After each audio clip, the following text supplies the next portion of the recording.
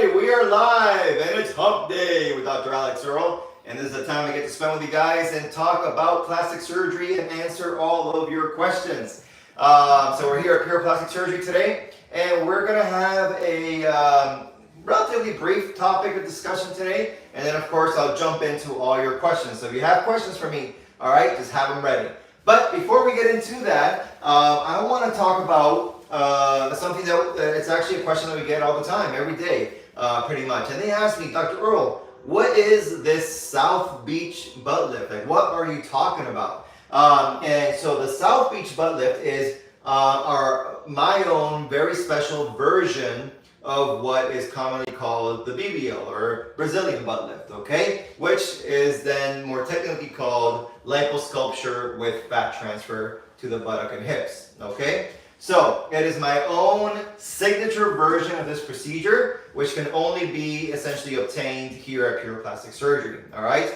And as you can see, this is not a mistake, it's actually trademark. So it's our personal trademark here at Pure Plastic Surgery. So the South Beach butt lift, okay? And I've talked about the South Beach butt lift on several media sites. We've talked about it what are like EVTV, all sorts of places here down in Miami and South Florida.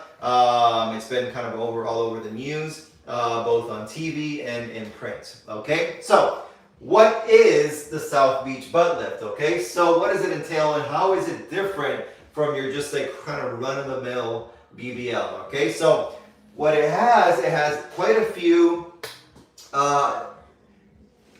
differences that I think once you kind of add them together, it amounts to like a very, very big difference in terms of your results, the way that they look and how long they last, as well as your safety, okay?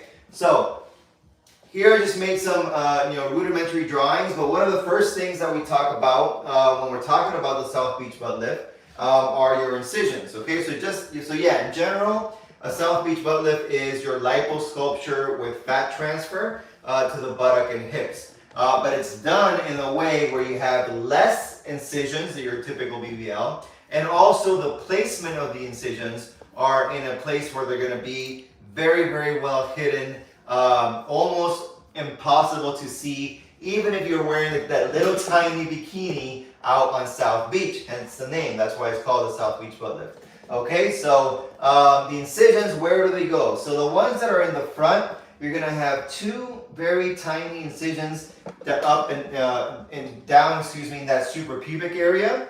So below the bikini line there, okay? And then you're going to have one tucked inside the belly button. So that one's not going to be visible because it's actually tucked right inside the belly button, so that one cannot be seen, okay? Sometimes if you're a little bit of a taller patient or if you have a long torso, I may end up putting a couple incisions right at that breast crease, like right in the crease area. Again, an area where it's never going to be seen. They're like, again, all these little incisions are tiny. They're about 5 millimeters or less. So little tiny stab incisions there. But for most patients, I'm going to say you do not need these up here, and you just have these 3 incisions down there, okay? So very, very well hidden. And then we go to the back. And so the key here is that you want to leave pretty much the entire back free of incisions, because that's going to be your most visible incision there. So with the South Beach butt lift, I'm only going to be placing the one incision down in between the butt cheeks there. So again, very easy to hide, even in a small bikini, even if you're wearing a thong bikini, that one's not going to be visible there because it's right in between the butt cheeks down there. And then the other 2 are going to be inside a crease in the armpit. Okay, so they get hidden in the armpit crease, okay? So never seen there. And so from there from this one I can get all the lower back, from this one I can get the upper back. We can do the entire back. You're still going to get all that fat removed from your back, from the bra line, bra roll, etc. But we're going to do it in a way where those incisions are, can't be seen, okay? Now, in order to do this, you have to have special instruments and special training and special technique, all right? You all heard that, what's it called? That guy says, special plays, special teams, special players, right? So here we're talking about special cannulas, okay? Special techniques in order to be able to do that, all right? So What's that? You know, what some of you may not know what typically people do with the BBL. What people with BBL, they'll put in like another incision here, and then in the back. Sometimes they'll put one here, and then they'll put one in the middle of the back. I've even seen crazy things where you have like multiple ones along the back, or here and here. That's just crazy. Okay, you don't need to do all that. If you're well trained and you have the experience and the technique to do that, you can make a lot less incisions. You can do them in a way where they're not going to be seen, and that is great because then you can wear that small bikini, you can go out in South Beach and nobody will ever know that you had a BBL. But what's the other telltale sign, right? What is the other sign where people will be like, oh, she had a BBL? Well, it has to do with the shape, right? It has to do with the shape and with the transitions. So the other key difference with the South Beach butt lift is that all the transitions are smooth. Nice smooth transitions. Okay, so you get that beautiful Earl curve, and you get my signature upside down heart shape from the back, Earl curve from the front, in a way that all the transitions from the waist into the hips, back down to the thigh, everything is nice and smooth, like it was always there, like it always belonged. Okay, and that is key. And similarly from the back, you get that beautiful upside down heart shape, but again, as you're transitioning into the waist, out to the hips and back down to the thigh, nice smooth transitions, okay? And that's really what it's all about, because that's the other way in which people are going to be looking at you, they can't see incisions, they're going to be like, damn, she looks good. Did she have a BBL? Did she not? Did she just work out? I don't know. And it's really, really almost, very, very difficult to tell because we're producing enhanced, natural, beautiful results that are tailored. And here's the other thing, it is tailored to each patient's individual foundation. So no two SoBeBLs are exactly the same because no two patient foundations are exactly the same. All right, and that's where all the experience and the technique comes into play as well, to be able to specifically tailor your procedure to each patient and not making some cookie cutter BBL, right? These are some of the shapes that you see from your run-of-the-mill BBLs. You see sometimes you see straight, straight up and down with high lats, and it gives you kind of this wisdom tooth appearance. Sometimes if the BBL doesn't match the thighs, then you can get, those diaper booties or ant booties, right? You guys saw my sign yesterday, right? No more diaper booties, no more ant booties. Please, surgeons, don't do this to your patients, okay? If the thighs can't handle it, then don't overpower the buttock and the hips. Don't put that much volume in. It's not going to look good. It's going to look fake. Not only that, it's going to be heavy. Eventually, it's going to sag, and it's not going to last. And then guess what? They're going to come to me to do their BBL reversal, which is what we're getting more and more of these days, okay? So don't do that. Don't do the straight up and down and the lats coming out. And don't do the shelf, okay? Don't do shelf booties, all right? That looks very, very fake. It looks very, very surgical. When you have that, basically that booty comes down and goes straight out. You have almost a 90-degree angle there. Literally why it's called a shelf. You want to avoid the shelf booty. If you want a little bit more on the top, that's okay. You can do a pokey slope. A pokey slope looks great. It gives you a little bit of that volume at the top, but it's not a complete shelf, okay? So when you do your SoBeBL, we tailor it in that way. We don't do wisdom tooth. We don't do diapers or ant booties. And we don't do shelf booties either, okay? We make sure everything and all the transitions are nice and smooth. So you're definitely gonna get that Earl curve and my signature upside down heart, which a lot of people now try to basically copy because it's the right way to do it, okay? So, and then what's the next thing? The next huge difference, okay? The next huge difference between the SoBeBL and your run-of-the-mill BBL, okay, is the safety aspect, right? All of my South Beach butt lifts are done with or under ultrasound guidance, okay? That means that I'm using the ultrasound to image the area of the buttock to make sure that I'm placing the fat in that safe space between the skin and the muscle, okay? So that there's no to very little risk of any fat embolism or any issues like that. So we're placing it in that safe space, and it's not just about guessing or feel. I can actually see exactly where my cannula is, and I can be sure that I'm placing it into that safe zone, okay? So all SoBeBLs will have that safe ultrasound technology being used as well. So as you can see, once you put all of this together, what may seem like a small change here, small change there, small change there, you put it all together, it's almost like synergistic. You come out with a vastly different result. You come out with beautiful, enhanced, natural look that is built to your unique underlying foundation, which keeps people guessing, and it lasts for years and years to come. Of course, as long as you maintain it, right? That's the other half there. You got to maintain your exercise program, your nutrition program. Like I always say, the best combination is all three: surgery, nutrition, and exercise. Okay? All right. Questions? Okay, let's go there, Doc. Yeah. Do you do booty reductions? I don't want a diaper bot. Exactly. So that's what I was mentioning here. So yes, I do. Let me say, okay, that these are typically challenging cases.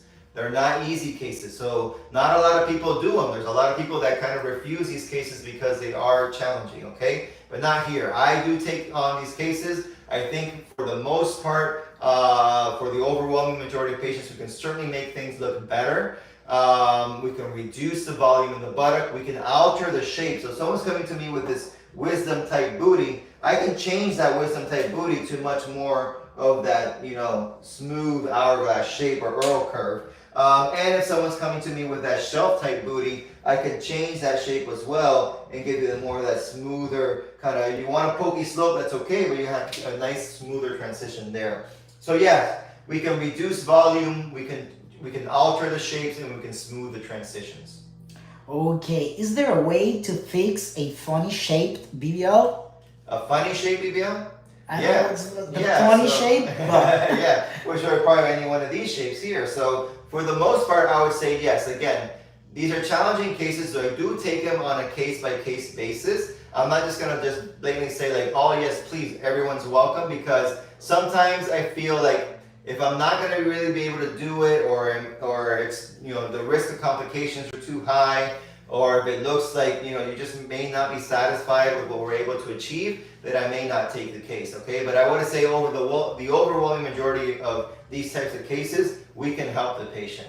But you have to have realistic expectations, right? It's not like I'm starting with a brand new foundation. I'm the first surgeons ever doing the procedure. I'm starting with a foundation that's been altered previously by another surgeon. There's going to be a lot more scar, so that the tissues are not as pliable, right? They're not like clay. They're tougher to mold because there's a lot more fibrosis sometimes, there's a lot more scar tissue, and it just makes these cases, challenging in that sense.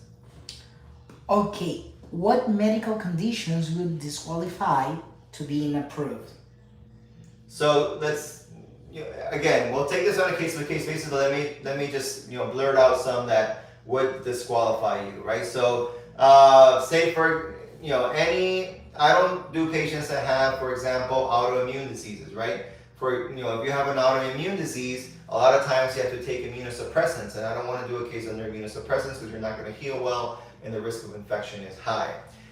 We don't do patients who have had personal history of blood clots, okay? So if you had a blood clot in the past, like a DVT or pulmonary embolus, then you're not going to be a patient that we can do here.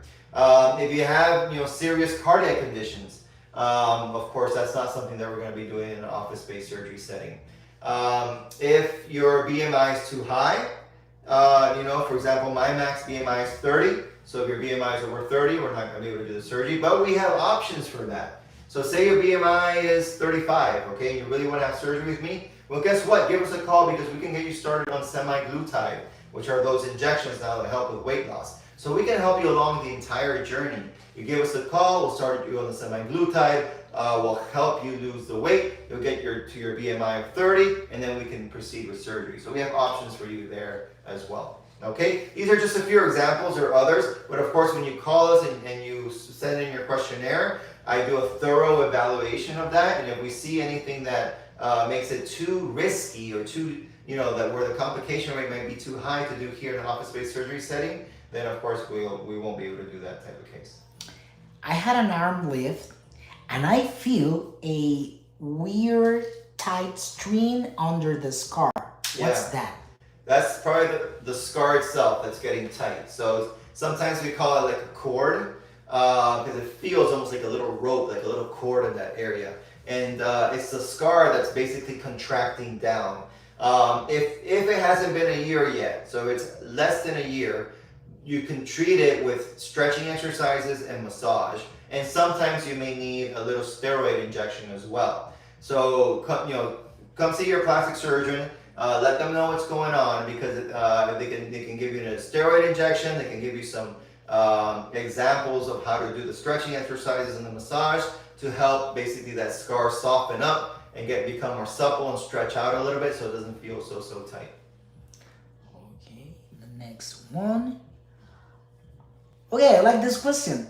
Yeah. What does the pure symbol stand for? I always thought it looks like a flower. So it does look like a flower, and we kind of like that, but it's actually meant to be more like a swan. All right, so it's like a swan. You know the classic story about the ugly duckling that becomes a swan. It kind of has a little bit of a reference to that, and so we made it in a way where it can look like a flower or a swan. This is the comment and says, my results look so natural. He did an amazing job on me. All right, yes. Awesome. Thank you for chiming in, because it has a lot to do with what we're talking about here. So I really appreciate your comment. Thank you. Doctor, en español. Sí, vamos para español. Tengo una cirugía bariátrica de 7 meses. Okay. ¿Puedo operarme? Senos y abdomen.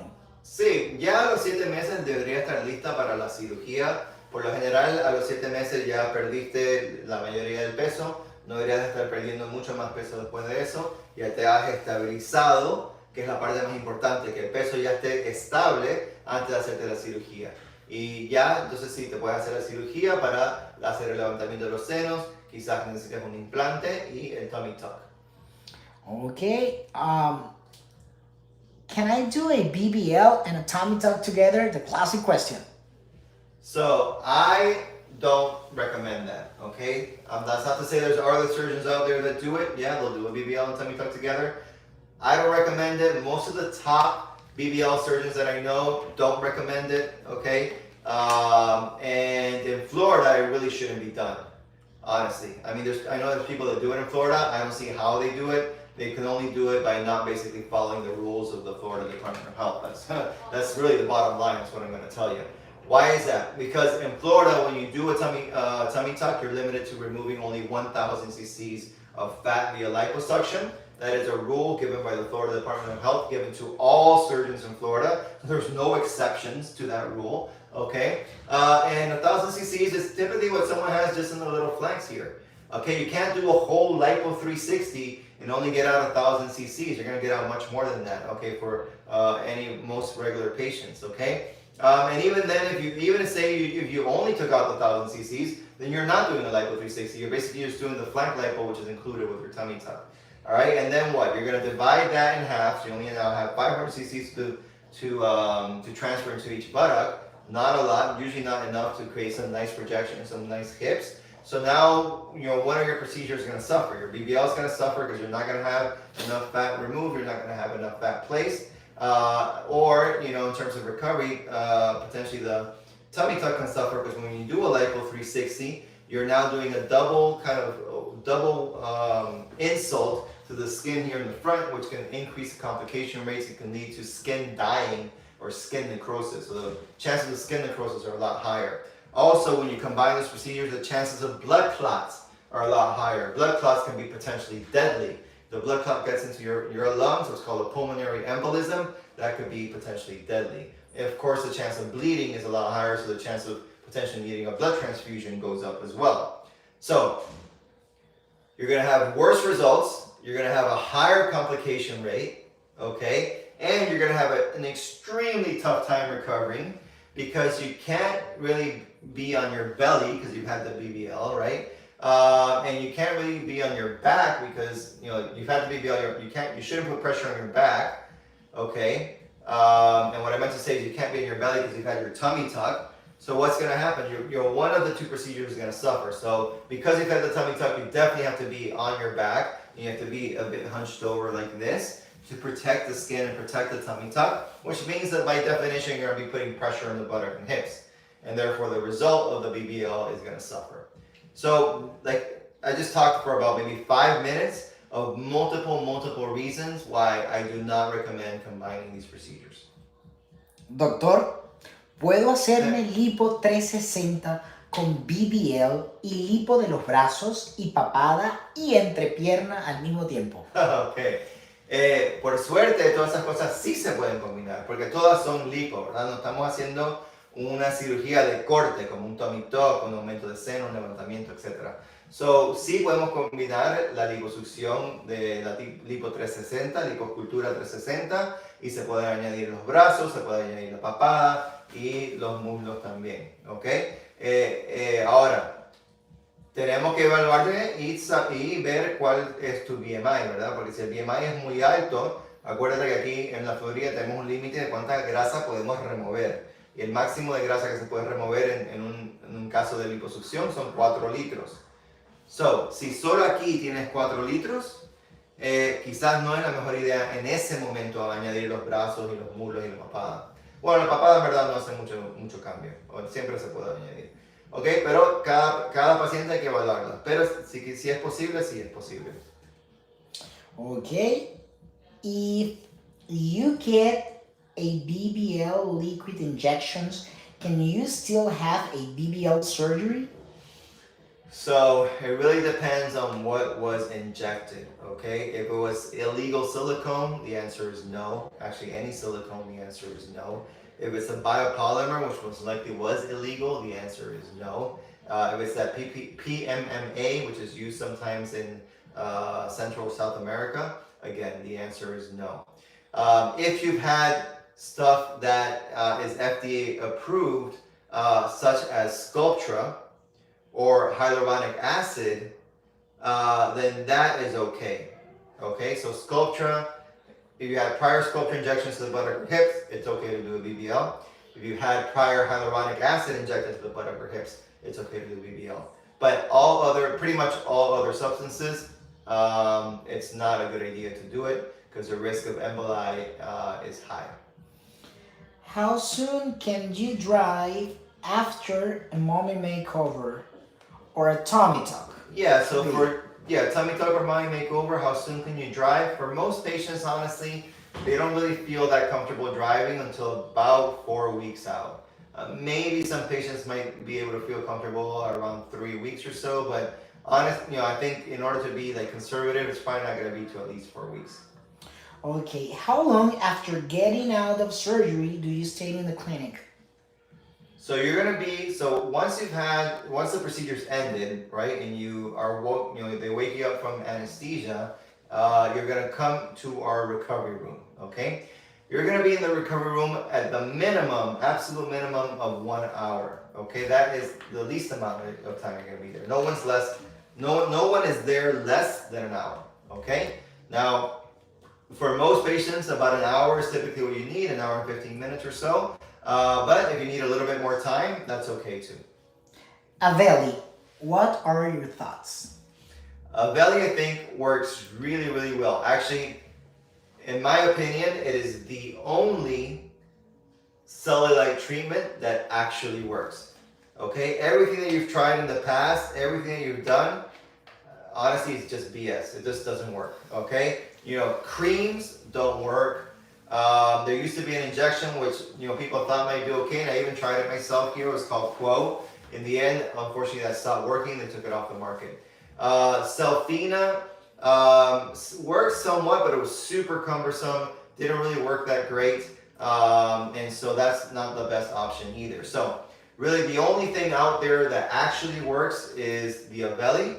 And why does it actually work? Because it goes to the actual problem, which are these fibrous bands or septate, which are holding the skin down, right? That's what creates the dimple of the cellulite. And so when you use the Aveli device, you go in and you actually physically cut or divide those bands, and then that allows the skin, which is being sucked down, allows it to pop back up and create a smoother contour overall. And so the Aveli is able to reduce that cellulite dimple anywhere from 80% to 100%. Okay? And for that specific cellulite dimple that was treated, it's treated forever. It doesn't come back.